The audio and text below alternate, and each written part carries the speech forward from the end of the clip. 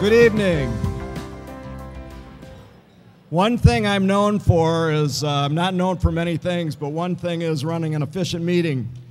And our goal here is to have an on-time departure and an on-time arrival. I know there's some Red Wings fans in the house, and we're going to try and get you out in time to see the opening tip-off, face-off.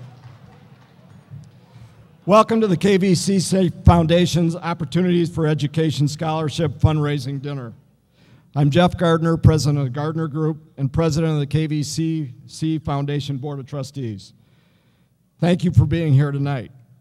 If you're joining us for the first time, I thank you for adding this event to your schedule. I know there are many other worthy organizations competing for your attention, and I appreciate your commitment to our effort. If you're a long-lasting supporter who has attended the OFE dinner in the past, then you know that you're about to experience a very meaningful evening. Over the last 7 years, we've been inspired by speakers from many walks of life, athletes, scholars, and a wide range of folks in between. I'm sure some of you thought I was Chef Jeff.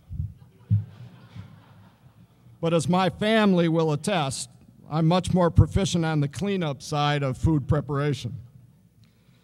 This year, the real Chef Jeff Henderson, is cooking up something new for us to chew on. The chef shares our vision of bringing hope to a desperate situation with a simple but essential ingredient: education. He knows, and so do we, that with a little nurturing, even the most reluctant sprout can flourish. Besides bringing together a caring community, one of the goals for tonight is to generate support for KVCC scholarships. They provide the fuel that enables us to empower so many of our students, and it is important to remember that these scholarships benefit not only the students who use them, but the larger community. We do have, hopefully some of you saw and participated in the silent auction items. Those will be placed in the back of the room, and they will remain open until 7:30. There's some great auction items, and I encourage you to take advantage of that. I'd first like to introduce the Board of Trustees of KVCC. And when I call your name, if you would just stand and stay standing, we'd appreciate it. Susan Miller, Durrell Oberlin, Anna Witten,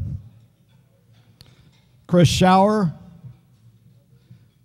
Mary Gustus, Jeffrey Patton, and Ken Young. Board of Trustees.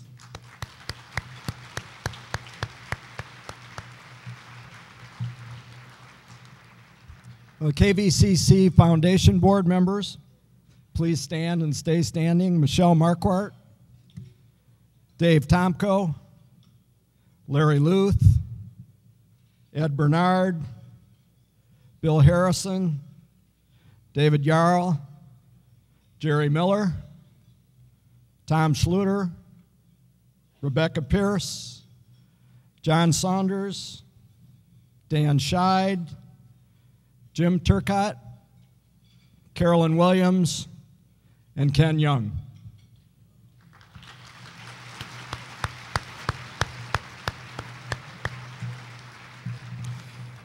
There's 3 additional people I'd like to recognize, and I'd like them to please stand. Dawn Ann Corbett. Where are you, Dawn Ann? There she is. Dawn Ann is our past president and continues to be a faithful member of our organization and has given many years of service. We appreciate all your help, Dawn Ann.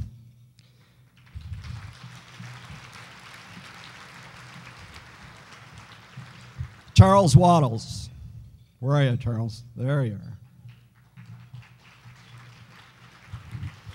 Charles, again, has just recently went off the board, has served his term, but Charles provides a very important service to the foundation. He manages all of our money. And to date, he's doing much better than he... than he was last year. So we're all very happy with Charles right now. And hopefully after this evening's over, Charles, we're going to have some more money for you. But thank you very much for taking care of us so well. And Steve Doherty. Steve, please stand up. Steve is the executive director of the foundation. And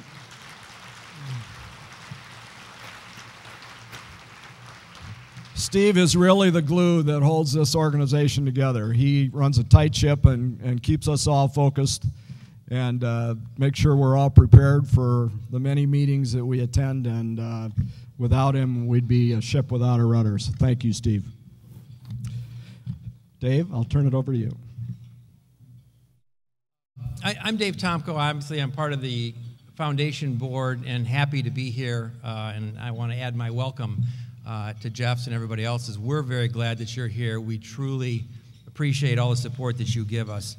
I'm also here with another hat on, and that's my regional president hat for PNC Bank in this area.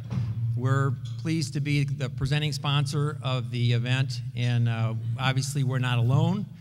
We have lots of other sponsors that are here with us, and we will get to recognizing them in just a minute. And then I decided to give myself another hat tonight, which is just quickly to reiterate sort of the business proposition or the proposition for the business community's support of education. And you know, it's fairly straightforward, but I don't think it hurts us to hear it again. We all want to work in a healthy, growing, vibrant place with a wonderful economy and a nice quality of life. And that's really what goes hand in hand with educational attainment.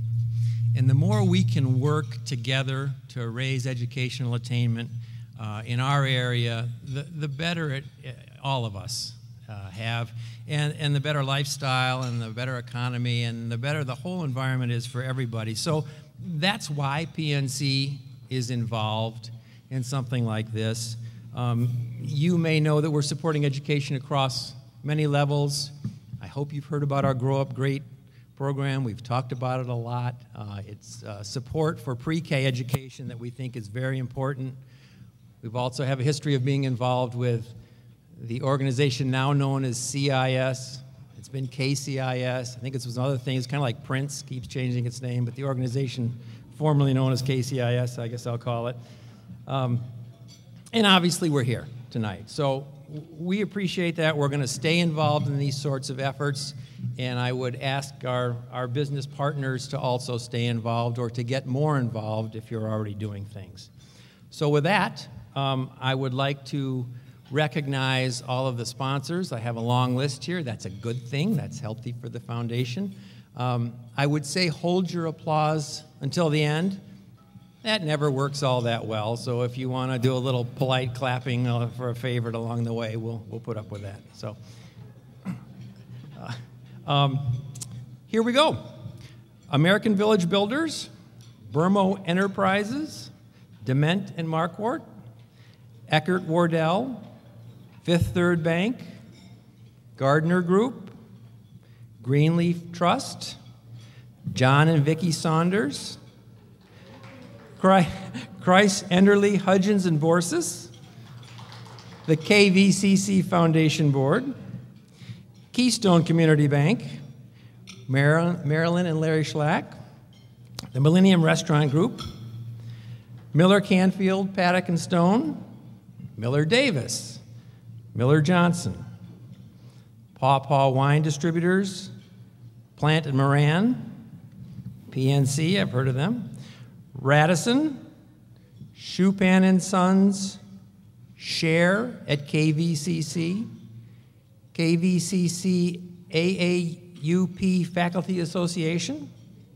Ship Pack, Stryker, Tower Pinkstra, and WKZO Midwest Communications. Let's give them all a hand.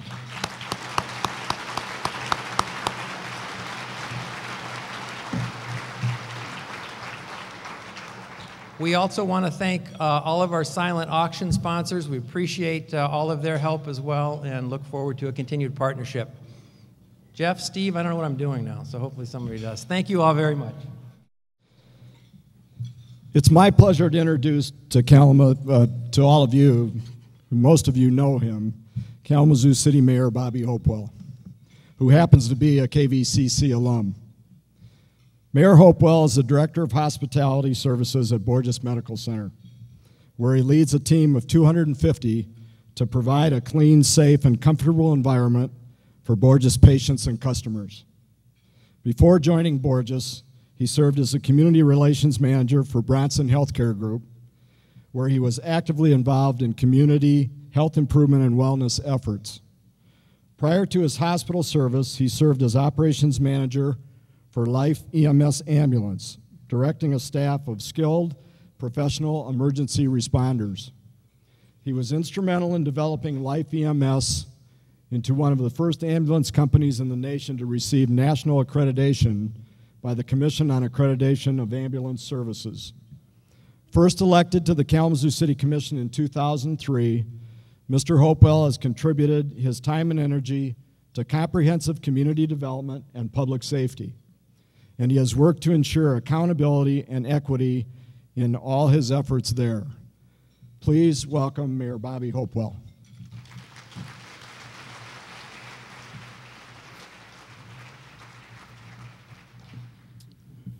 Well, good evening.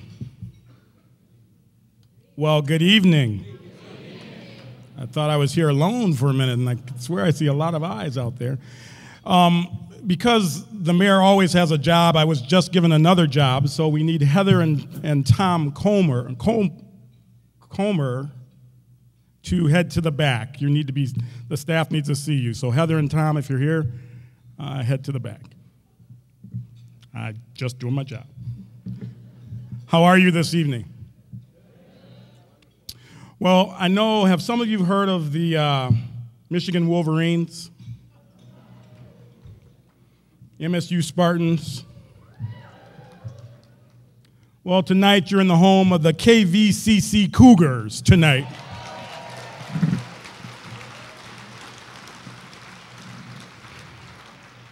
And I'm proud to say I am one of them. To my president, President Slack, thank you for allowing me this opportunity. I've learned that maybe I shouldn't mention that I'm not doing enough for KVCC because they will pull you in. And so I'm going to get to do that tonight as well with you.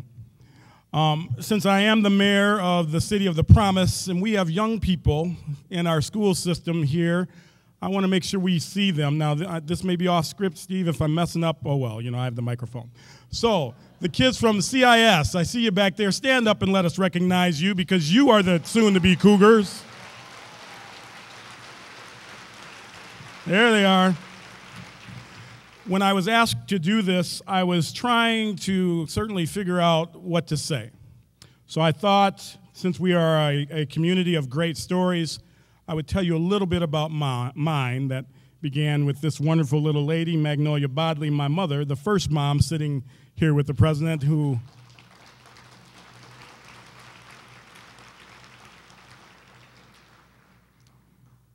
and some of you should give her a couple extra prayers for having me as a son. But back in 1983, there was a young man who wandered out of this community, actually in 82, but came back.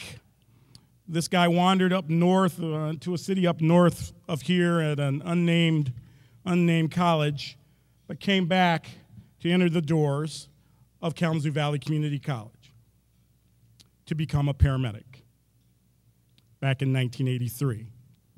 That young man was successful enough to not only become a paramedic, but get his associate's degree and that paramedic certificate from this fine college. Well, then we fast forward to 1990, where this young man had the opportunity to respond to a call in Yorkville. Anybody live near Yorkville out by Gull Lake? So, and we didn't have HIPAA laws here, so I can say this. So this young man responded and found a lady on her living room floor, having had her water broken. Okay, so the young paramedic decides, they should do something about this. Now, as a paramedic, your choices when you're on the scene with water that has broken and a pregnant, wonderful woman laying there looking at you going, do something, you have the choice. You have the choice of staying there and knowing that you're going to have to deliver the child, or heading to the hospital as fast as you can to avoid having to do that. I chose the latter, of course.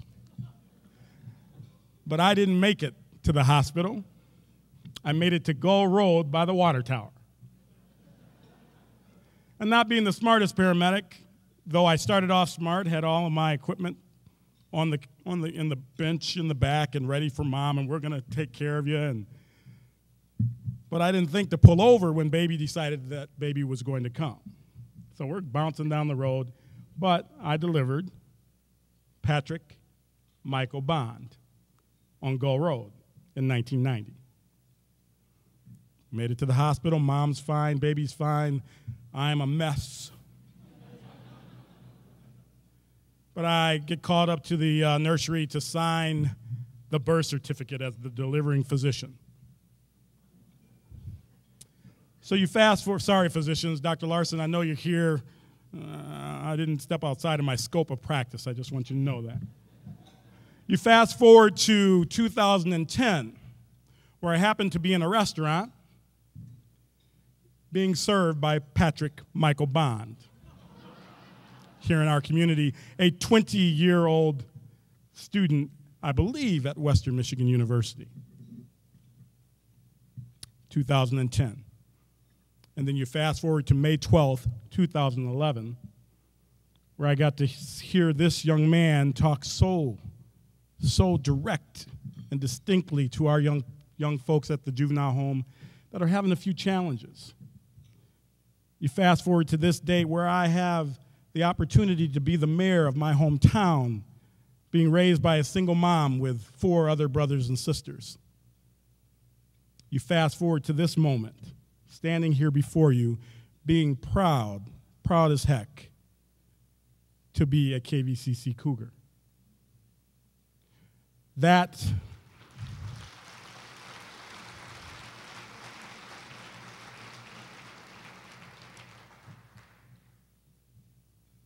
we are a great place. This community is unlike any other. We do things that are important. We build things that are amazing. We grow people every single day in this community. And this community college does that. Patrick Michael Bond's story is KVCC's story. KVCC's story. And every other patient that I've had the opportunity to serve. That's the story of our community. That's the story of this college. So tonight, as you continue on your journey with Valley, remember those moments that you've had with this organization. Remember the impact that it's had, this college has had in our community, and I know the impact we will have in the future.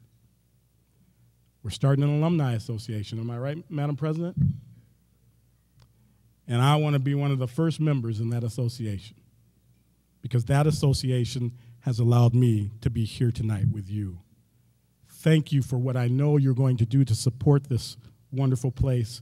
Madam President, thank you for all the hard work you do for this place and this community. We appreciate it every single day. God bless you all. Thank you, Mayor Hopewell. Through the years, I'm sure many of you have come to look forward to this next portion of the program. We never really know what we're going to hear, but we all leave shaking our head and wondering how these folks have done what they've done and what they've accomplished. And to think that we might have had just some small part in that success is gratifying in the least. Tonight we have 2 student speakers. Kalamazoo Valley has a reputation for meeting students where they are and helping them move toward their goals. We're joined tonight by 2 students.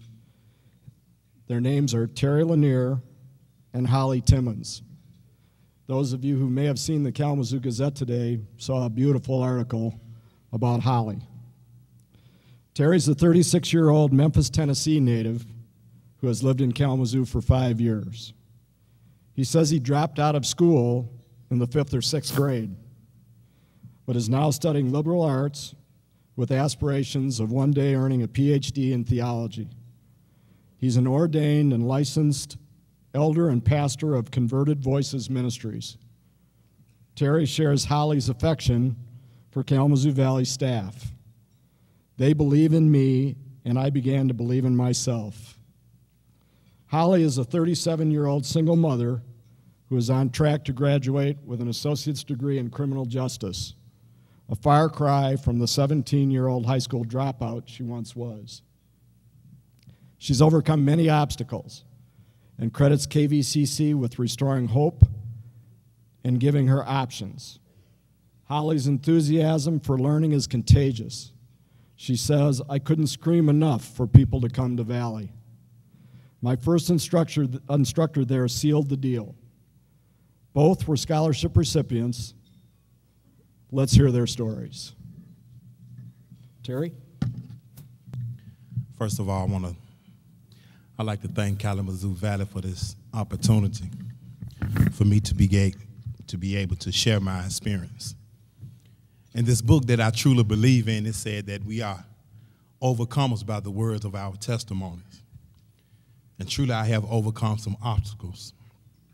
But it's very important, if you don't mind, for me to thank God also for this opportunity.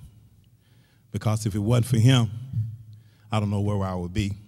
But I also like to thank the people that donate to Kalamazoo Valley Community College to make it possible for students like me.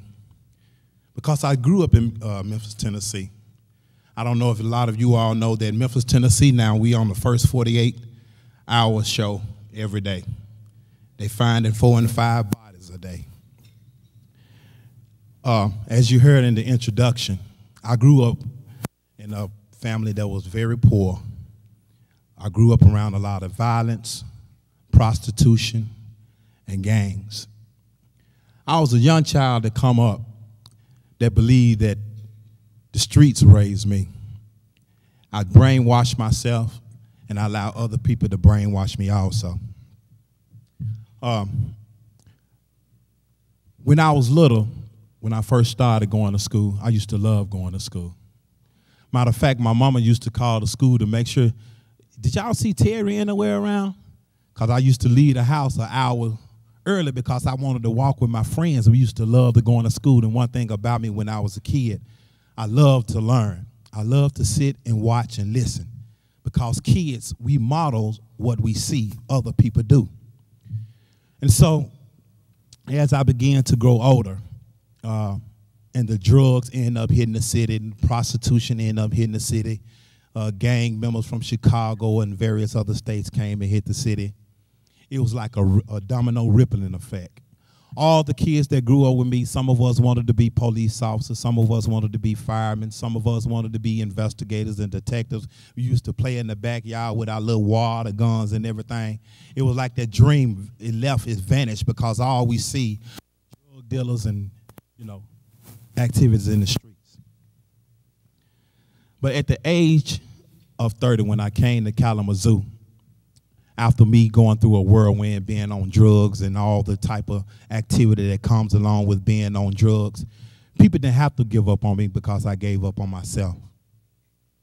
That old kid that used to like to learn didn't want to learn no more. I pretty much basically want to die.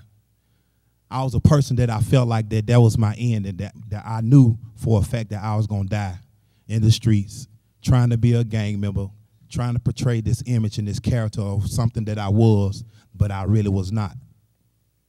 Until when I moved to Kalamazoo, and I came to a community to where I seen young people my age that was talking intelligent.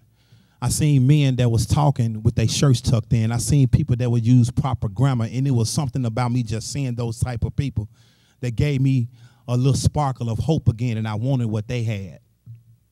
And so I met this guy that told me about how he going to Kalamazoo Valley Community College, and I thought, yeah, right, that's impossible. I done dropped out in the 5th grade. Yeah, right, come on now. Me going back to school, are you serious? But when he took me to Old Central School and I signed up to get my GED, it was the way that the teacher just embraced me. I'm trying not to cry. It was the way that the teachers embraced me. And it was the way that they loved me till I began to love myself. And it was the hope that they put in me. They seen dreams and things in me that I couldn't see in myself. And when I applied for my GED, it was one teacher. She told me, she said, just don't stop there. She told me, she said, don't stop at the blessing, but keep going for your miracle. And so I kept going for my miracle. I signed up for a school at Kalamazoo Valley. When I signed up for school, I passed the little test that we have to give. And the test, I scored a 2.0. And when I first signed up for school, it seemed like everything that I was testing on for is math and science and things like that I was good in. But when it comes to reading and comprehension and vocabulary, I was having a struggle. And then that old behavior wanted me to give up, but it was something about what the teacher told me. She said to don't stop at your blessing, to keep going for your miracle. It was something that it was inside of me, just wanted me to keep going, because I would meet teachers and I would meet other students that kept encouraging me to go to the tutoring center, go to the learning center, to go do get involved with different things that Kalamazoo Valley had to offer me that would help better me in my education. And that's what I did. So I signed up, and finally, dealing with different types of struggle with bills and having problems with getting transportation back and forth to school, and having problem with me getting clothes, because when I moved here to Kalamazoo, I moved here by myself. I don't have no family members here. And so when I found out about the scholarships, I signed up for a scholarship. And that scholarship gave me the opportunity, because, see, some people don't even have transportation, and some people live outside the bus line to where we're not able to afford to catch the bus. Then there's our students that's like me, that after we receive our student refund, that I need a little bit more extra money to maybe to buy some books that's reading skill level are lesser than the average student level, where I can practice reading and practice writing correct sentences and practice good pronunciation words to help me with my grammar, because I just had the desire to want to be a professional person. And that's what the scholarship did for me. It allowed me to go to Kalamazoo bookstore that's on 9th Street, and I bought some books that was a little lesser than reading skills to help me, that I continue to read, to help me with my reading and my comprehension and things like that. And so, I just really wanted to thank Kalamazoo Valley for the opportunity that they give me to continue to seek my education. In the process of me hanging into the fight, I'm married to my lovely wife, Gwen, that supports me. I'm a founder of a nonprofit Christian organization that's called Converted Voices Ministries, and we just a group of men who lives that been in the street, that we all done changed, and we all live different types of lifestyle that's positive, to where we trying to create programs to give other people the hope and the opportunity to let them know that there's still hope, that they can change too, just as like we have changed. So again, I just want to thank everyone for this opportunity, for allowing me to be here and to share my story with you. Thank you.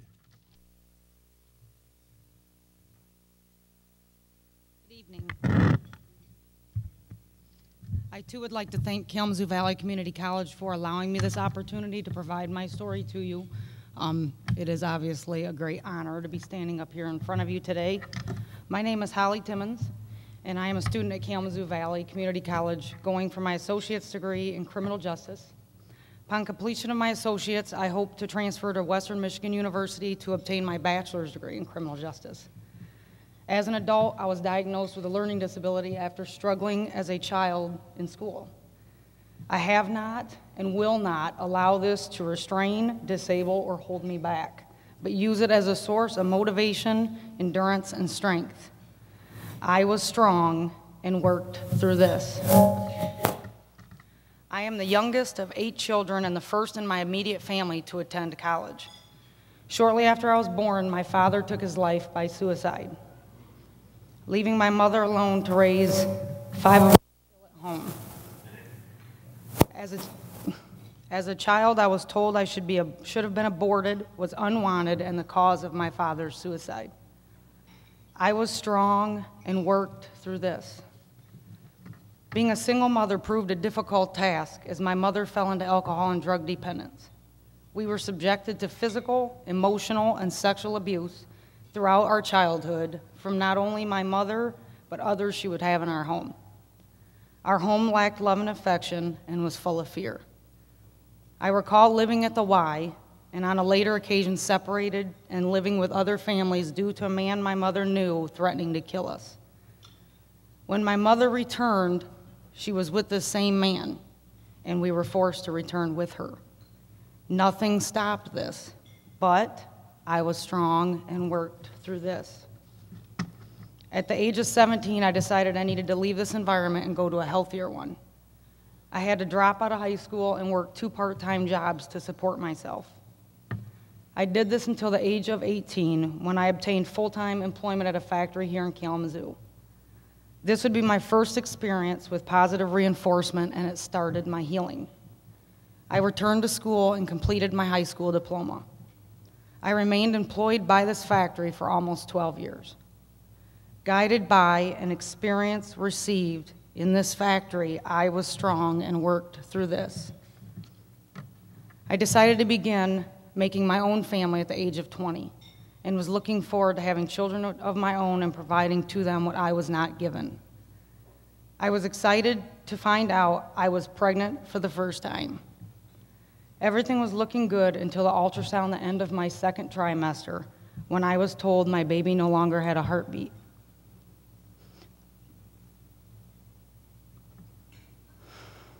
With no real explanation, I would undergo surgery the next day to remove my baby. However, I stayed strong and worked through this. At the age of 22, I became pregnant the 2nd time. At 4 months, rapid cyst growth on my ovaries caused doctors to order surgery to suggest the possibility of cancer, which of course risked this baby. I remembered praying and asking God why I was being punished and caused so much pain. Then, shortly after, I received a phone call canceling that surgery. I carried my baby for 30 weeks, delivered cesarean, and remained in surgery for my cancer results. I didn't have cancer, but I did have my miracle baby boy. I prayed, was guided to be strong, and worked through this. My relationship was strained as a result, and my son's father became further dependent on alcohol, detached, and abusive. When my son was 2, I decided I needed to leave this situation to shield my son from the pain I endured during my childhood. I worked hard, bought a house, and provided a healthy environment for my son, succeeding at being an excellent single mother for 12 years, but working through this. I worked full-time for 18 years, but lost my employment at the end of 2009. While seeking work for months, my son and I witnessed the loss of our home, our happy roots in our neighborhood, our vehicle and personal possessions. We would have to return to an apartment, switch schools, and attempt to start all over. I have always been strong and someone my son counted on.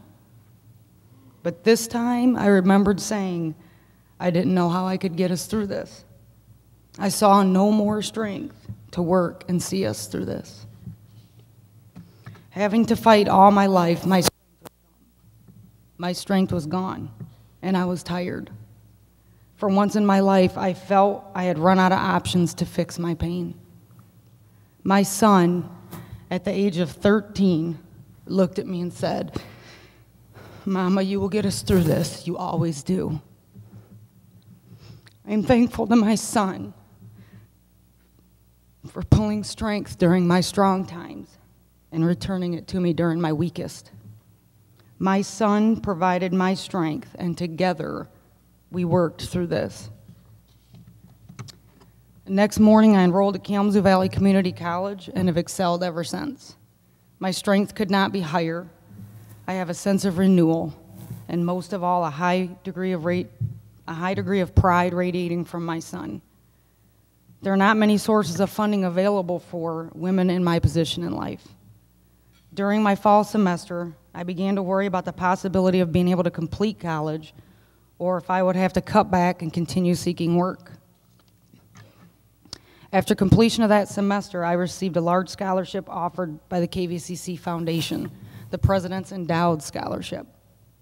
I cannot tell you how that felt, and since then I've received 3 more.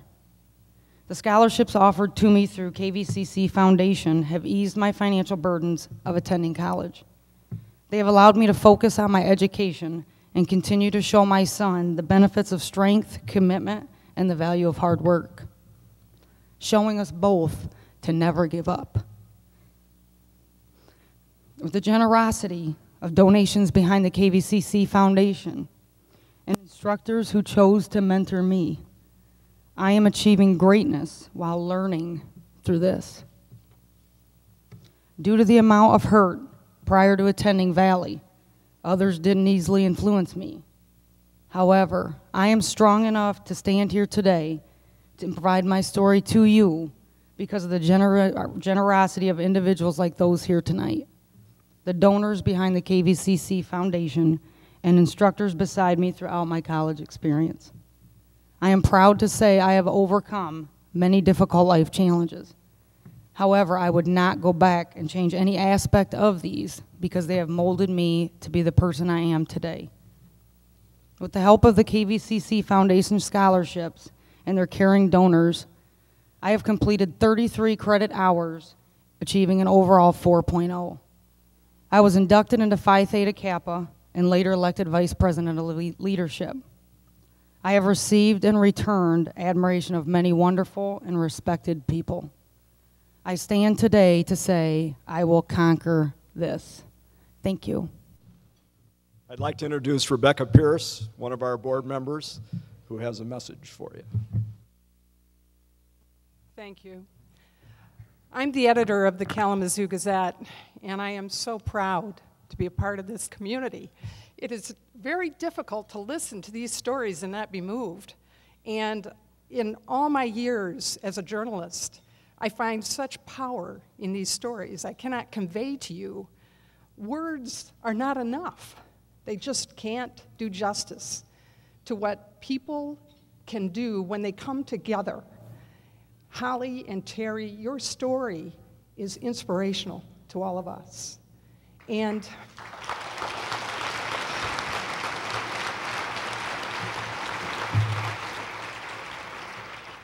one thing, and there are many things that make this community unique, but one of the things that we figured out here is it's all about education. Education is the key. I've seen it again and again, acting in the lives of people in so many different ways. But we need to help each other so that all have access to that education. So what I'm here to tell you very briefly, at your place is an apron, a gift from tonight to remember. It's very useful. But in the pocket, it says, "We need your help." And this is a call to action. If you give a gift of $5, all of us in this room give $5. That will generate an additional $2,000. $10 from all of us will generate $4,000, and so on. You can see the impact. You can see the impact on lives. We need to do this as a community, and I have no doubt that we will be there for people like Holly and Terry and many others who are looking for help in the midst of their trials. They need the strength of this community, and we're there for them. Thank you so much. I'm also the chair of development committee for the KVCC Foundation Board, and I'm really happy to be here tonight. And Holly, and that was very inspirational. Terry, that was wonderful. Chef Jeff Henderson, our guest speaker this evening, has watched young people turn lives around when given a chance to learn and grow. When that opportunity to learn is supported by caring mentors, the growth and development in young people is inspiring. As the chef knows, and as I know, they always give something back. Chef Jeff's talent is cooking. His gourmet recipes have received rave reviews from diners, but even more powerful recipe is the one that he's developed to inspire and encourage at-risk youths. At KVCC, we use a similar recipe for success. We know how important it is to give our students a chance and some guidance, opportunities, and assistance along the way. Too often scholarships, or opportunities in this case, are tied to a student's previous academic record. There's nothing wrong with that. But what about those students who are a little derailed along the way? Kind of like me. Maybe they lacked a strong role model. Perhaps the assignments were a little difficult for them or uninspiring. Or maybe there were other demands that overshadowed school. They are equally deserving because with their new winning recipes, they are certain to succeed. These are the students to whom scholarship dollars should be directed. And it is why we are having this fundraising event tonight, to provide the kind of financial assistance that our future electricians, mechanics, physicians, dental hygienists, wind turbine technicians, police officers need to pursue in their studies and their dreams. We heard two of those stories tonight, and beautifully, I might add. They are on the right track. Providing these kinds of opportunities for education is one of the best investments we can make in the future of Southwest Michigan. Because of low tuition, scholarship dollars go a very, very long way at KVCC. Thank you for your continued support at KVCC. Now it's my pleasure to introduce our guest speaker, Chef Jeff. He could have become just another statistic. Instead, he learned from his mistakes and became not only a top chef, but an inspiration to many. It was in prison where Chef Jeff found his passion for cooking. After serving nearly 10 years for a drug conviction, he used his street smarts to make his way up from dishwasher to executive chef at Cafe Bellagio in Las Vegas. His story was first told in the New York Times best-selling memoir, Cooked from the Streets to the Stove, which is being adapted into a film starring Will Smith. On his Food Network show, The Chef Jeff Project, he takes 6 at-risk youths under his wing to teach them culinary skills and to give them the chance of a new life. His mission is to give back and to help others reach their full potential, which we all love. His story is truly one of hope and inspiration. Please join me in welcoming Chef Jeff Henderson.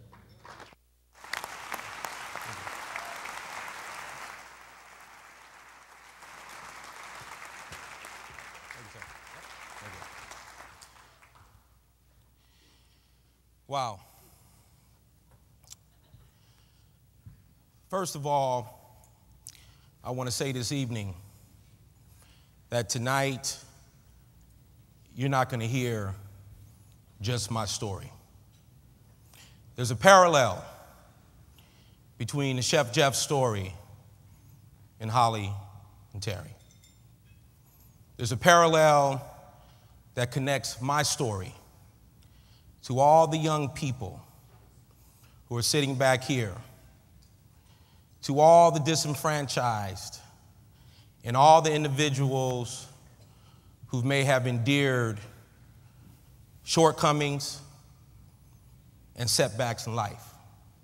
Tonight is not about Chef Jeff, and I'm extremely honored to have received such a warm welcoming to Kalamazoo. I speak all over this nation, in prisons and schools, for corporate companies, nonprofit organizations, and civic organizations every week. And I'm going to be honest, when I got the call to come to Kalamazoo, I've never heard of Kalamazoo before. And I said, well, I'm going to go in and tell my story, not knowing who I really was going to be speaking to. I didn't prepare anything tonight. I didn't know what I was going to say. I'm an inspirational storyteller. I don't give speeches. I try not to lecture. My goal is to take each and every one of you home on a journey. For you who may not have ever experienced poverty, being hungry in the morning, who may not have ever experienced waking up as a child and saying, "Good morning, Mommy," and "Good morning, Daddy." I want to take you through the hood, the ghettos, urban America, prison, corporate America, back to today. But before I take you on this journey, I want to apologize. I want to apologize for my wrong. I want to apologize to all the parents and the people in here who was impacted directly by crack cocaine, marijuana, gang and criminal activity. I was a very bad guy 20-something years ago. And the choices that I made back then are choices that I'm not proud of. So this evening, I apologize to you. Whoever that means, whoever needs to accept that, I apologize. 40 years ago, when I was a little boy, little black boy, I'm sure you can see that, at the age of 6 years old, I knew there was something different about me. I saw that in myself. I knew that I was different from my father. I knew I was different from a lot of the homeboys in the neighborhood.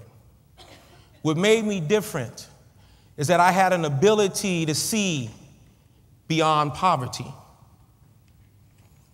I had an ability to dream big. Not one of those dreams you have in the middle of the night and you wake up and reality is you're still there. My dream came to me when my eyes were open, is what we call a vision. And that dream and vision was the one day to live the American dream. But what does American dream mean? The American dream means different things to different people. The American dreams to people who come from my world, the hood, dysfunctional families, drugs and abuse, lack of education, and generational poverty. My dream was a simple dream that may not be simple to many people in this room. My dream as a little boy was to one day be able to have a house on a hill with a white picket fence, with a double-door refrigerator filled with food, on a quiet street with big trees, a front yard and a backyard, free of gunshots, free of jackings and robberies, and free of the influence of the individuals out there who shapes the mind and the destiny of our young people. I didn't always speak like this. I haven't always been articulate. I haven't always wore suits, and I haven't always been clean shaven. I didn't always walk like this and stand like this. And I definitely didn't always have the confidence that I have today. When I was a little boy, my father left us when I was 2 years old.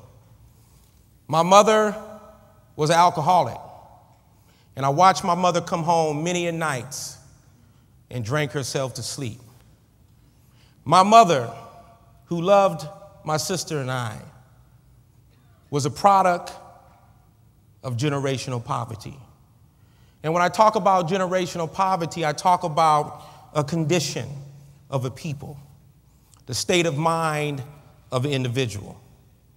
And that comes from the mindset and the knowledge, the lack of exposure, the lack of opportunities, and the lack of education, which creates the condition of poverty. At that age, watching my mother work hard to put food on the table, I grew up in a traditional African-American family in my community. The fathers wasn't there. It was the homeboys in the neighborhood, like I was to many of the young people today who manufacture dreams on street corners. Let me tell you something, my friends. I've never in my life, like many young people here, have ever woke up in the morning and said, "Good morning, mommy. Good morning, daddy." So many of us saw so many different men coming out of our mother's bedrooms. Some were the sugar daddies, who our mothers had relationships with to keep food on the table and a roof over their head. Some of our mothers were very promiscuous, and is why we exist today, because of poor choices of our mothers. Our fathers were irresponsible and didn't step to the plate for us, not because it was always their fault. And I'm not looking for an easy way to bail them out. They came from a family of generational poverty. So it was repetitive when we were coming up. I was an accident baby. Many of the young people I spoke today at the juvenile home, some of them were drug babies. Some of them were hustler babies. Some of us are sugar daddy babies. Some of us are one-night stand babies.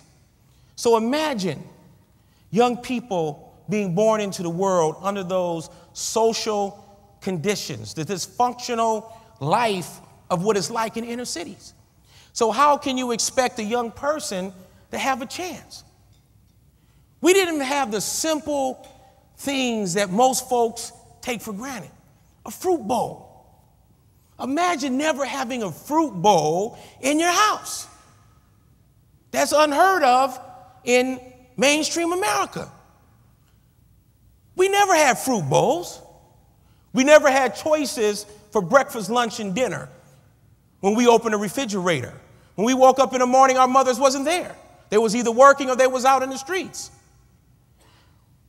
As a little black boy on the busing program in Los Angeles, I used to catch the bus through the suburbs to go to school.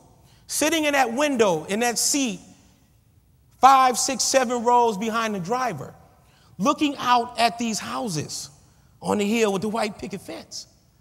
The families, the big trees, the front and the backyards. That's when my dream was born. I was always curious as a little boy. I was always smart. I was always intelligent. I was always brilliant. I always had the possibilities. But most of all, I had potential. Just like many of us, just like many of these young folks, we had potential. Why didn't my mother see it? Why didn't the community see it? Why didn't the school teacher see it?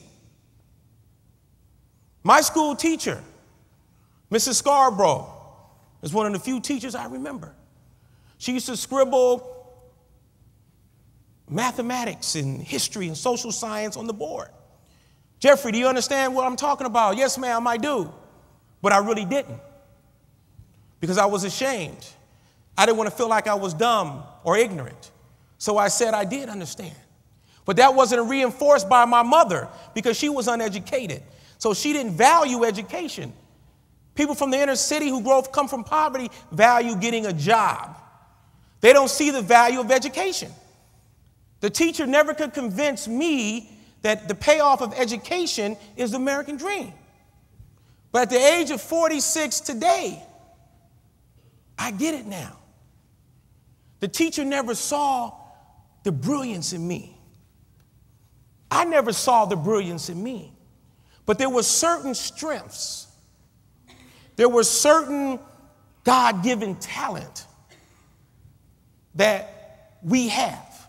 When I say we, I'm talking about Holly, Terry, myself, all the youngsters back there, all the individuals in this room who came from the environment I came from. Why couldn't a teacher see it in me? She didn't understand me. She didn't come from poverty. You can't teach an individual that you don't connect with. You can't teach an individual who you don't understand socially, economically, and personally. The skills I had as a little boy, I was a hell of a salesman as a young boy. I was the #1 newspaper boy in my community. I had the #1 candy route in my district. I had gift of gab. I had a mouthpiece on me. I was a straight A student in drafting, but I failed everywhere else. But what happened when I got the report card and I had 1 A and I got another A in home economics because I took home economics as an elective because they cooked in there and I was hungry and I wanted cookies and I wanted food. Now, I know a lot of y'all took home economics too because, that's where they had the food and, you learn little things like that. I was good at drafting. I used to love those boards that sit at 45-degree angle and you had the big paper and you put the pencil in there and you draw like this, a 45-degree angle, and the rulers that was L-shaped rulers. It was amazing to me to get the perfect dot without the pencil going past the dot. When I got the report card, no one ever tried to develop me in that area. Because Marcus Buckingham, in his book called First Break All the Rules, he talks about how when a young child is coming into self or certain knowledge, and they fail in a lot of areas, but they achieve in certain areas. No one looks at the A and the B. They put all the emphasis and become angry about the F and the D's. Well, maybe those are just some weak areas that we're just not naturally good at. So he talks about how do we manage around young people's weaknesses and build on their strengths. So sometimes we want to put the money and the effort and the time into the failing areas, but we don't pay attention to what the child is good at.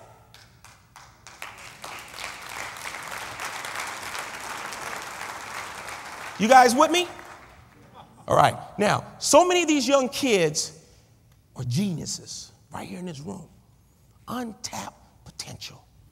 So here I was good in drafting. No one ever told me that I could build houses one day. I can design hotels and make a lot of money.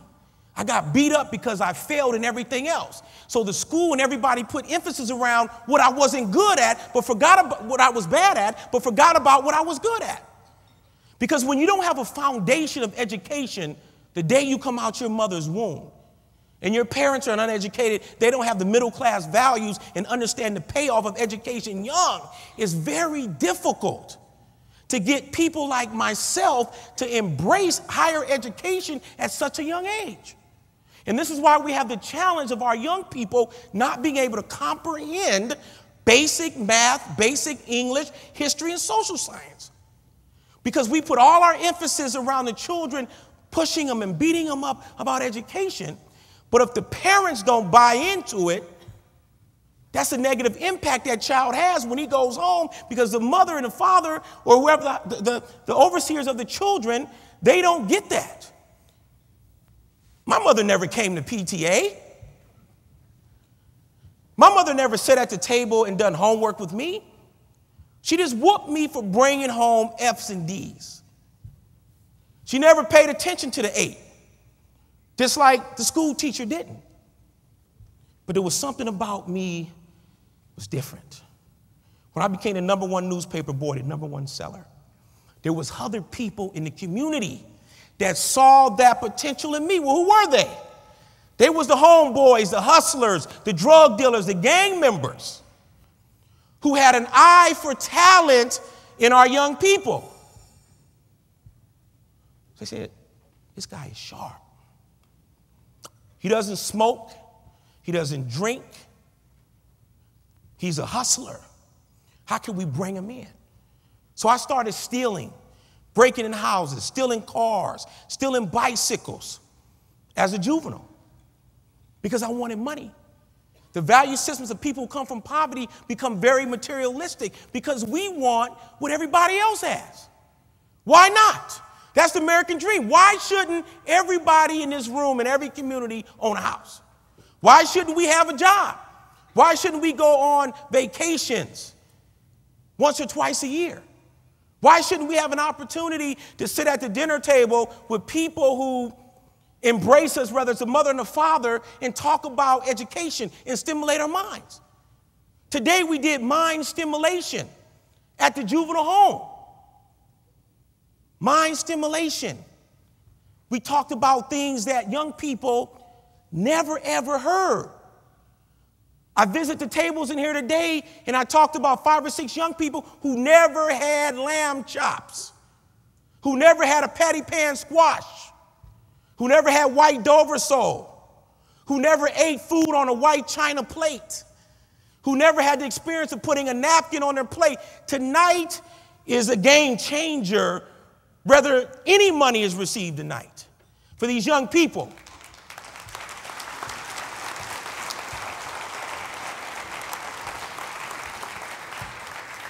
It's a game changer because these young folks in here have an opportunity at a young time to be exposed to a lot of folks who come from different communities that don't look like them, that don't talk like them, that don't dress like them, that don't walk like them. I spoke to an individual out there today. He was very nervous because he never been around good folks like yourselves. And you know what I told him? I said, son, there's no difference between the good folks here and the young folks here. The only difference between the good folks and us is knowledge. It's education. It's access. It's exposure. And as you begin to expose yourself to opportunities, circumstances, and situations that are different, it allows you to grow and see the world different. When you begin to see the world different, you begin to see yourself different. That's what happened to me. But it wasn't until I went to prison. But first, I wanted to get that house. And I did it by manufacturing and selling crack cocaine. I became a millionaire at the age of 19 years old. I've never been intoxicated. I've never done cocaine. I've never smoked marijuana. I always was in when the street lights went out. I've never been involved in any violence. I never carried guns. I never gangbanged. I cornered the crack cocaine market in Southeast San Diego. Well, how did I do that? I was an expert salesman. I understood marketing. I understood branding. I understood the importance of building strategic, powerful relationships that created opportunities for me to impact my bottom line and grow my drug business. No one ever taught me that. It came natural to me because I was a little talker when I was a little boy. So I had little strategic ways of how I cornered the market, how I understood business. I don't want to go there because there's too many young people in the room, and I'm not trying to encourage them or have them thinking in that way. But I was blessed in 1988. 1988, I was blessed with a federal indictment. And I was sent to prison. And I served nearly 10 years of my life. But I wasn't arrested, I was rescued. And when that happened to me, I jumped on the victim bandwagon. I blamed everyone. The police, the informant, my father, my mother. I blamed God. I hated God. I said, how could it be a God in this world that could do this to me? But I realized 20 years later, many years later, it was a blessing. It wasn't a punishment. It was a blessing. So here I'm in prison, 23 years of age, where I grew up. I became a man in prison. I learned to shave for the first time with a razor in prison by an older gentleman. I read my first book in prison. I joined Toastmasters International in prison. I co-founded a think tank in prison. I co-founded a teenage awareness program in prison. I earned my GED in prison. It took me 3.5 years, and I earned 29 certificates for many, many other different groups. But what got me there? I didn't start reading books and valuing education and going to school. It was somebody who saw something in me in prison when my teachers and my family and my parents didn't see it. It was an older white gentleman from New York. He was a stockbroker. He was in prison for insider trading. And he looked at me and he told me, he says, Henderson, you're a smart dude, man. No one ever told me I was smart. No one ever told me I had potential. He says, you're a smart guy. He says, all you have to do is change the product.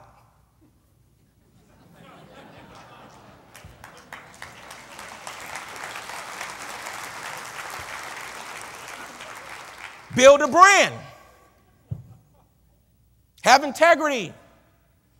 Build character. That was the true journey for Chef Jeff. That was the beginning of the transformation. I read the Wall Street Journal, USA Today every day. I watched the McNeil NewsHour, 60 Minutes, 2020, Primetime Live. I read every National Geographic magazine that came out every single month. I built strategic, powerful relationships with the brightest minds on the prison yard. I was in federal prison. I was in there with Ivan Boesky, the co-defendant of Michael Milken, the junk bond king. I was in there with federal judges.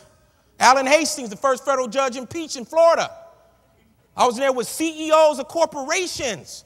It was an ocean of knowledge.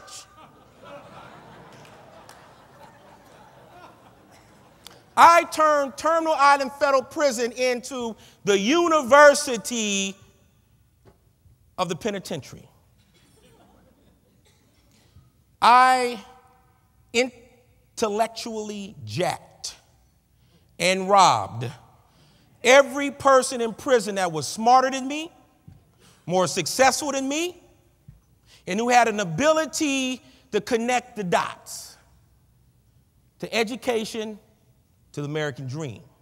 See, when we talk to young kids and we say, go to school, do math, do history, do language, they don't see the payoff of 4 years in college. They don't see the payoff of 2 years in college. Youngsters today, you have to tell them, look, if you go to school, you become a mathematician. This is how much money you can make. If you become a doctor, this is how much money you can make. You can make so much money as a doctor working at a hospital or a private practice, or you can own your own private practice and hire other doctors to work in your office. Money, money, money, money. That's the God in poverty, is money. How are we going to eat better? How are we going to live better? How are we going to get to materialistic things that people from poverty believe that they value? A young man today was telling me, what kind of cars did you drive? He was so interested in cars and jewelry and material things. So we talked about building wealth. What does wealth mean versus hood rich? Hood rich is temporary money that you make from selling drugs or whatever, and you accumulate these material things. I said people who are successful, people who live the American dream, people who are affluent with middle class values, they build wealth. And when you build wealth in your family and in your community, it sets up the children, the grandchildren, and the great-grandchildren can continue to eat off the same plate.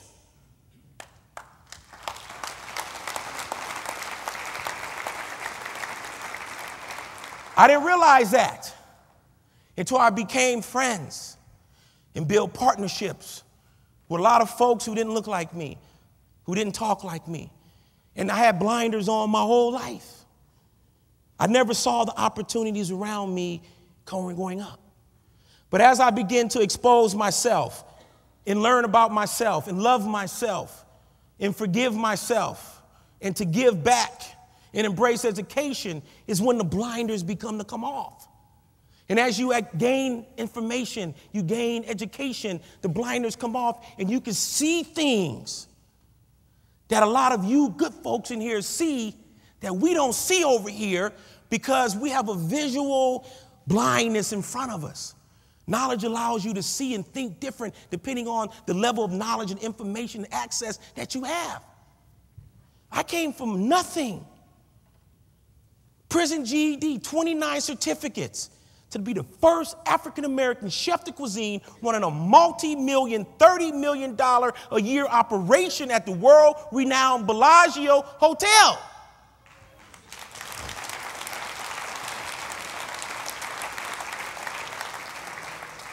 I tell youngsters all the time I have a PhD in streetology. And my PhD in what I teach, what I call reality-based education.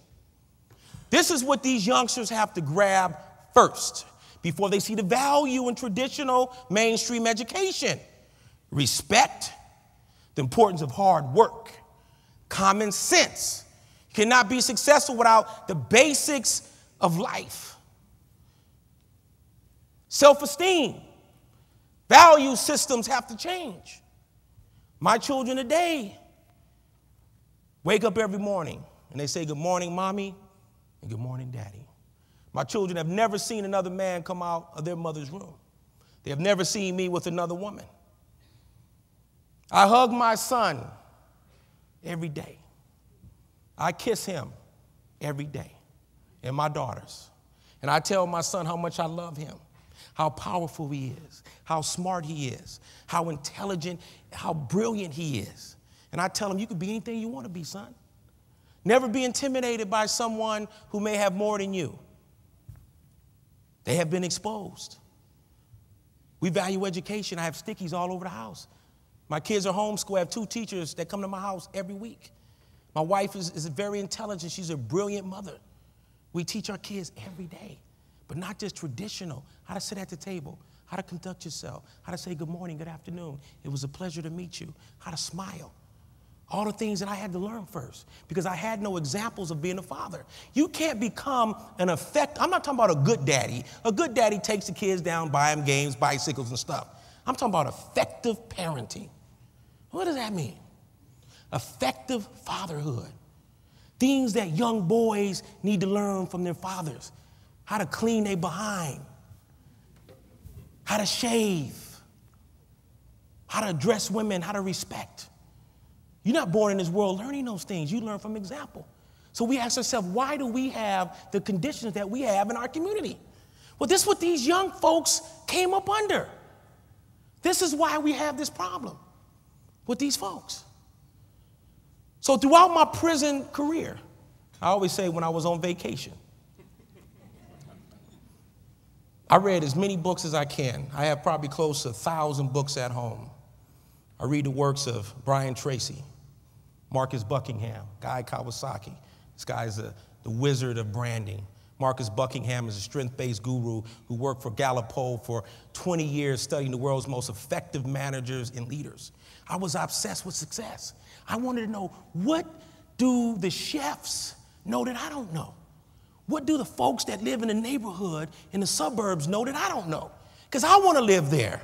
I want to bring my mother there. I want my kids to grow up in a community where they see examples of family. So I embarked on a journey in 1996 when I was released from prison. I went to Beverly Hills, 672 Wilshire La Brea. And I got a job working for Gatsby, Robert Gatsby, world-renowned chef who worked for Thomas Keller, Joe Robuchon, Alan Ducasse, Gavi Savoy, Bradley Ogden. Did world-class cuisine, Northern Italian, California, French, progressive American cuisine. I didn't know what that meant. Now, I grew up eating fried chicken, collard greens, and candy yams. I love my food, my heritage food. But I knew if I wanted to make money and I wanted to live the American dream, I had to go amongst the best in the business. Just like I went amongst the best and the brightest minds in prison to grow educationally wise and intellectually, I did the same thing with my career out of prison. And I went in. But I had big problems at first. I was pretty buffed up when I came out of prison. You can always tell a guy that just got out of penitentiary. Big up here and he had no legs and no behind. Because in prison they don't do legs and squats or calves. They just do arms and chest so they can have that intimidation. I had that stroll that I had from back in the days. I used to walk cool all the time. That's how I used to walk. When I used to sit in the chair, I'd be slouched all out with my legs out. When I stand up, my foot would be like this, and I'd just be so cool. They could have called me the Iceman. I had to straighten up the way I walked. I had to learn how to walk corporate, straight. Took me a long time to get my feet to walk straight like this instead of like this. I had to learn to smile, but I couldn't smile if my teeth didn't look right. Can't go to the corporate world and work at the fine restaurants, the Ritz-Carlton, the Hotel Bel Air, and the L'Hermitage of the world if your grill is all messed up. First thing I invested in was getting my grill fixed. Listen up, young people. You guys heard me earlier today. I had to invest in my grill. I had to learn to smile. I have a beautiful smile. Look at that. Yeah. Yeah. Young people, yes. I had to learn to smile. I told the young folks I was taking pictures, I say, smile. You can get a job based on the smile. I had to diffuse the prison stigma. I had to make the felony jacket go away. Clean shave my face so I didn't look threatening and intimidating. Makeup to cover my earring hole up. I probably have about 20 pair of eyewear at home. I got my studious lawyer eyewear, I have my chef eyewear, I have my college eyewear, I got my hoodie eyewear, because I knew I had to be a chameleon to get jobs. I couldn't be who I was on the streets prior to going to prison to get a job at the Ritz-Carlton. I had to create a brand that was contagious. I just didn't walk into the Bellagio. It took me 3.5 years to get a job at the Bellagio. I changed my walk 3.5 times to get that job at the Bellagio. I went on what you call a recon mission. I love the military. Let's give it up for our military, huh?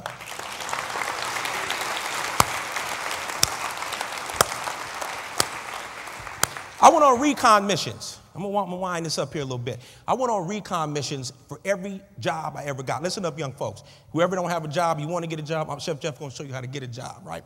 So I would go to like the Ritz-Carlton, Hotel Bel Air, all the top hotels, right? So I would go into these hotels and go into a restaurant and order a salad, a soup, right? Because I wanted to see the type of cuisine that was coming out, and I wanted to get a visual of the chefs. And then I would go into the lobby and I would case the place out like I used to case houses out when I was a youngster breaking into them, right? So I went into the lobby. These are skills that I just flipped it, changed the product now, right? Now I'm casing out businesses, not to rob them, but I cased them out because I wanted to understand the psychology of the type of people that work there. How did they walk? How did they talk? How did they dress? I went and got me some tight slacks, some square Johnson & Murphy shoes with the old-timer socks on my granddaddy used to wear, right? Because when I sit down, I want to have tube socks on with my nice Johnson & Murphy shoes on. So I had to prove to the company that I wasn't what you saw on the 5 o'clock news every day. The guy who gangbanged or robbed or killed somebody. I was a guy who was passionate. I was a guy who did his homework. I Googled the president and CEO. I found out it was a publicly traded company. Who owns the most stock? Kerkorian owned all of MGM Grand. He was a partner with Terry Lanny. Dubai Group owned 50% of the whole MGM Mirage Corporation in Las Vegas. I studied the chef, Jim Perello and Wolfgang von Wieser. I checked their childhood out, the type of cuisine they cooked. So when I went in for the interview, I based my interview on the brand of the hotel and the style of cooking and management of the person who I knew was going to be hiring me. So if the guy who was interviewing me, executive chef, specialized in French cuisine, I'm going to go in there and talk. When he asked me, well, Chef Jeff, what do you like to cook? I said, I love classical French cuisine. I love making a 5-mother sauce. I like doing red wine Merlot reductions. I love a classic Rossini, which is a small piece of filet mignon with a 4.5-ounce piece of seared Hudson Valley foie gras, the finest A grade. Drizzled with a blackberry gas streaking around with some shaved crispy shallots on a white $100 burner dough plate. Yeah, that's your homeboy, Chef Jeff, who never went to culinary school, but read the books of the brightest chefs and studied them. They became my mentors and my role models, and I never knew them. I tell young people all the day, don't get frustrated because you don't have a sponsor, you don't have a role model. The role models are in front of you, but you can't see them because you have blinders on. Most successful people, they write books, they blog. You study them by visualization, and that's how I got the game. And I worked my way up through the finest hotels and restaurants in Southern California. I was like the guy who's a sleeper. You guys know what a sleeper cell is, right? I was a sleeper cell. They didn't pay attention to me. I came in quiet through the back door. Applied as a cook. Even though I knew how to cook, I applied as a dishwasher. And I'm banging out pots and pans and cleaning up everything. And I wait till the phone ring, and the chef say, doggone it, Jose or Malk, somebody called in sick.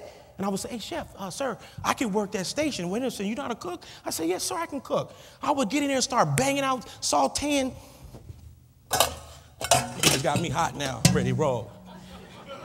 I would take this, put a little bit of EVO on there, take the pan, cover it upside down, get it really hot, take that filet, season it with kosher salt, fresh cracked pepper, turn it over in the oven. And the chef be like, oh, Anderson, I didn't know you cook like that. I said, well, I cook a little bit, chef. That guy came back the next day. He didn't have a job. Yes. I became laser focused. I had no friends when I came home from prison. I don't play any sports. My wife loves me. I don't hog the TV on Sunday. I don't party. I don't drink. I had no friends. All the relationships I had were people in the industry who I learned and grew from. Every extra dime that I got, I reinvested in my career. You're looking at 22 years in the making. The first 10 years was the transformation of my mind. When you talk about being a born-again Christian, I was a born-again human being. I had to start from scratch. I had to learn what 5 times 5 meant. I had to learn where to put a period and a comma. I went back to elementary of school because I saw the end result of education. I saw that I could make money with knowledge. I saw that I can get that house on the hill with the white picket fence by learning the strengths of people and the models of people who've already did it. I became a genius at getting these jobs. People call me from all over the country. Jeff inspired me. I can't get a job, but I have to see them physically first. So this is what happened throughout my whole career. And I said, you know, this is amazing. But I knew at some point that cooking really wasn't my calling. And I don't say this publicly a lot. I know there's some newspaper reporters in here, and if you didn't write about this, I would truly appreciate that. I love to cook. Cooking was my vessel. It was my springboard to give me a platform to do what God called me to do, and that is teach, inspire, and engage socially challenged young people.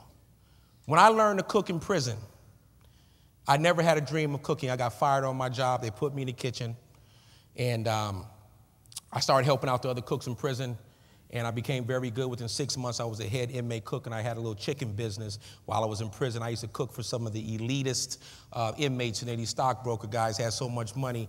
I used to cook food for them in their locker with penitentiary nachos, with top ramen, noodles with some Doritos and that squeezed cheese, and I would bring chicken out the kitchen and pull that breast meat off and create these little dishes for them. Then I started saying, you know, maybe I can do this on the outside. So I just dreamed to become this chef. And I got out of prison in '96. I worked my way up all the way to the Bellagio. People couldn't believe it.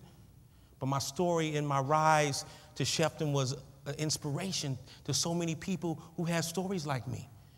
And I decided I need to write my memoir. And I came up with the title, Cook, From the Street to the Stove, From Cocaine to Foie Gras. Sent the book out. It went in auction with some of the top publishing houses in New York City. Sold it to William Morrow. Went on the Oprah Winfrey Show. You know what happens when you go on Oprah. You blow up. You get big. But what I looked at Oprah did for me is that she gave me a platform. It wasn't about selling the book. It was about the platform to convince good people like yourself to see beyond my criminal record and my past, to bring me here because you guys understand the importance of my voice to people who've had social issues like myself. It was all the people who believed in me, who gave me second chances throughout my journey. And I don't talk about my family too much, but I want to give props to my wife because I know many of us men in this room would not be where we are today without our significant others. Let's give it up for our wives and our mothers. Yes. My wife stood by me from day one. She believed in the dream. I sold her on the dream. And she put her career to the side and says, I'm going to help you with your dream. And here I am 14 years later. I've been out 14 years now. And in closing, After my experience on Oprah, I was blessed with an opportunity to go on the Food Network and do a show. I didn't want to be selfish and to be on there having a cooking show, smiling, showing off my grill, smiling as I do, selling pots and pans. That wasn't important for me. I know what it felt like to live good in the suburbs. I was very wealthy when I was 19 years old. I'm not driven by material things anymore. I'm driven by my ability to change lives. This is my give back. My success is not because I'm a great chef. It's not because I'm a great speaker. It's not because I'm a great guy who turned his life around. My success is directly tied to my community service work. It's directly tied to my message of changing lives. I truly believe that. And when I look at my career today, I look back and I say, is cooking what I'm really supposed to do? I haven't cooked professionally in 4 years since I left the Bellagio. And when people call me, they call me to talk. They call me to speak. They call me to inspire. And I don't know if I'll ever cook again professionally in a restaurant. That's my dream one day, is to own one. But the restaurant that I want to do it like the Chef Jet Project, where I took at-risk kids off the street. And I want to find their potential. When you bring gang members in the kitchen, young people who don't like each other, who are battling with each other, and you give them a product, you give them some flour, you give them some yeast, you give them some butter, a little bit of cinnamon, a little bit of nutmeg, and you bring these two individuals together, and their assignment is to create a dish. It puts them in a situation where they have to communicate. They learn teamwork. They dialogue with one another, and then they realize at the end of the meal that, hey, this guy is pretty cool. You know, how could I dislike him because he's from a different neighborhood or a different community? I wanted to mention here, I have a couple of things that I want to talk about as far as our sponsors. This is the time and this is the moment to write that check. We need all the money we can for Kalamazoo Valley Community College. It's so important to give back and create the opportunities for the less fortunate. But we need more than money. We need the money, but we need sponsors. We need good folks like yourself to invest 5 hours a month to adopt one of these young kids. Take them to your job, just one time. Show them where you work. Some of y'all may want to whisper and say how much money you make. Open their eyes. Take them to your house. Let them see what a house on the hill with a white picket fence looks like. Take them on a trip. Take them to the museum. Take them out to dinner. This is the finest cuisine that the majority of these young kids have ever had in their life. Some of them didn't even know how to eat the lamb. They was just eating it off like it was some chicken. They didn't know to cut it down the middle and separate the chops from one another.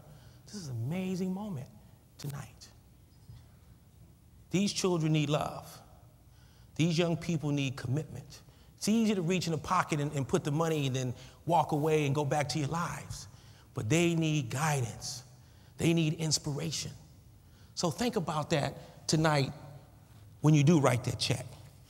And I want to close out with a short message to all the young people in this room. All the young people, stand up, please, who know me, who saw me today.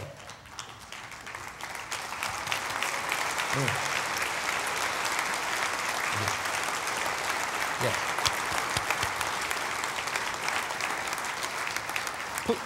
Please stay standing, please. Please stay standing, because I'm going to talk to you right quick. Let me tell you guys something. Don't ever let nobody tell you that you can't. Don't let none of the dream crushers, the haters, the disbelievers, the non-believers tell you that you cannot live the American dream. 22 years ago, I would have never said in my life that America is the greatest country in the world. Today at 46, I can say that. This is a country, this is a community that believes in second chances. All of these folks in here could be at home right now in their house on the hill with their money for their own families and their own children. They're here tonight because of us, because of you, because they believe in you. They see the potential in you. Just because you don't speak well like them, just because you may not dress well like them. We are all the same. We all wake up in the morning and we put our pants on the same way, one leg at a time.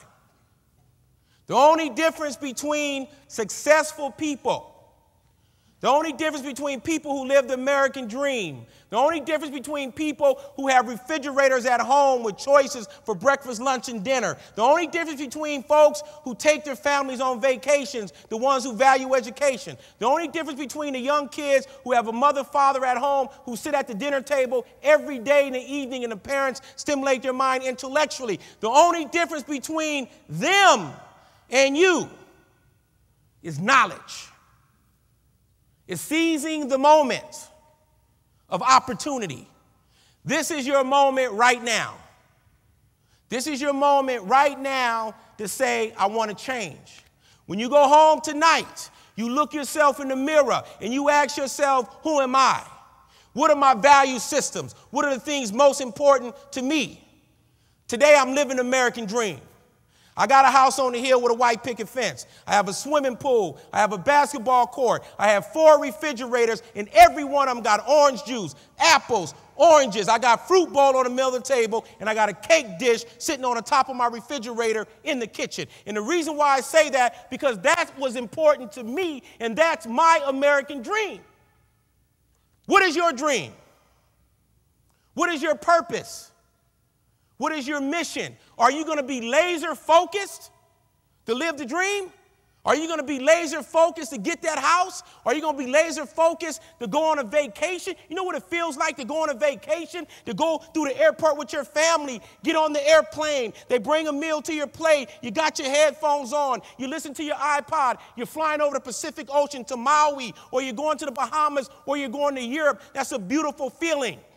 Because when you go to those places, you see things, you hear things, you're exposed to things. And what that does to you, it allows you to see the world different. It allows the blinders to come off. It allows you to dream, to find your purpose, to find your focus. I'm 46 years old. They said I would be dead by the time I'm 18. I've been stabbed. I survived the streets. I survived prison. And my God, I survived corporate America.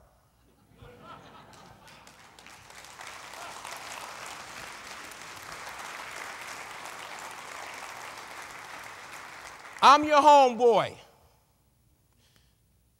I look different, I walk different, I talk different, but I'm still your homeboy. I'm still a convicted felon. I came from poverty. I'm proud of who I am as an African American, and I walk with my back very, very strong. And I believe in myself, and I'm proud of myself.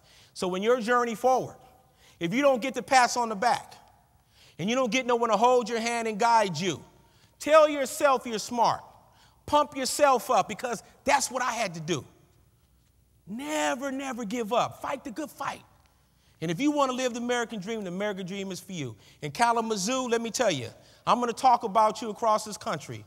The good president here of this college here had a great conversation with her and her husband, the great mayor who's very passionate, who spent hours over at the juvenile facility, all the great folks who put this thing together. I want to thank you for reaching in your pockets. I want to thank you for believing in the young people, because that's your legacy. Because every one of us in here who's successful right now, somebody gave us the private lessons. Somebody gave us the information about the position that we have.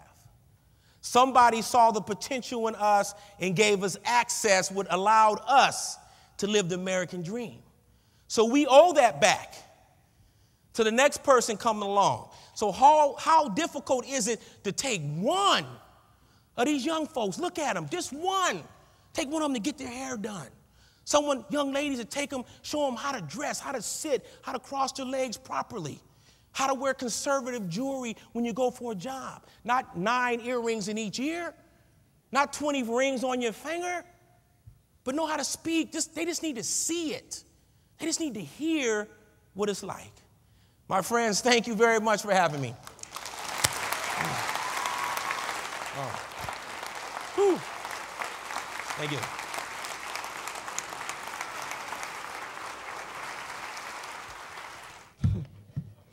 What a message. We're on schedule. There's a few people that we have to thank and acknowledge, and hopefully as you all walk out the door tonight, I want to put this in perspective a little bit, the whole financial situation as it relates to these scholarships. People like Terry and Holly, when they talk about a KVC scholarship, basically our foundation was able to give 504 scholarships last year. The average scholarship is $548. So you can see, again, with the number of people in this room, cocktails were free this evening, and if we each donated the amount of one cocktail, we could send 4 more individuals to school next year. It's that important, and it's that great a deal for KVCC. So please, reach in those aprons and find the envelope. It doesn't have to be much, but whatever you can give is going to allow one more Terry and one more Holly to succeed. Thanks. A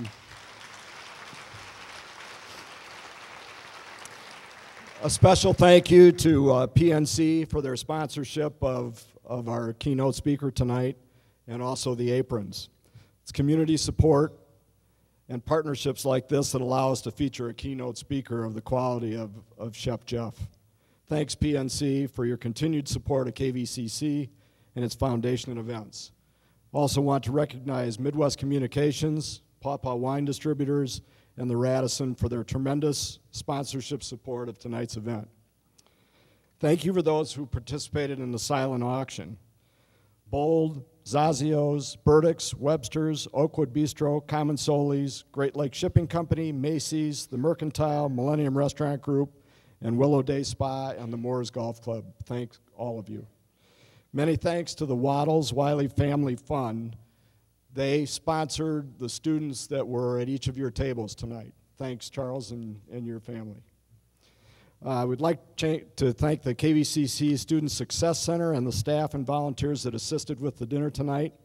Thanks to Denise, Lindsay, Diane, LaJoyce, and Laura, our KVCC students.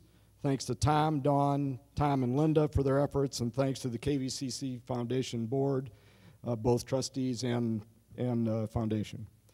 The KVCC Foundation would like to again thank all the corporate sponsors for helping make tonight a huge success, and that allows us the ability to, and I want to mention to you that this is the largest group we've ever had. We have almost 400 people.